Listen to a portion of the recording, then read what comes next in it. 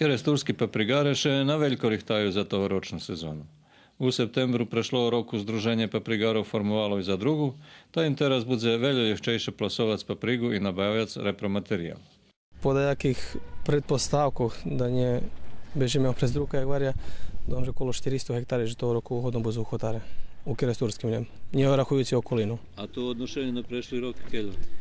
Ja dom, že taký 50 može bude do 100 hektari veći bude. Čekali sme da šnih prejde, jak prešol šnih, tako keď sme posle toho šali i všetko, evo, za 6 dní nám povychodzela vonka.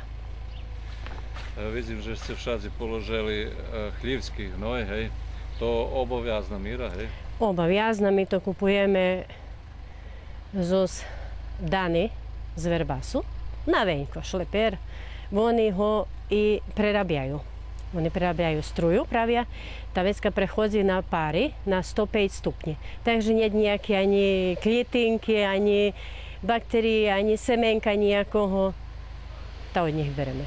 Keresturske združenje paprigarov má okolo 150 členov, nielen z Keresture, ale i z okolných Valalov, ta iz Kocúra i Bačkovo Petrovcu.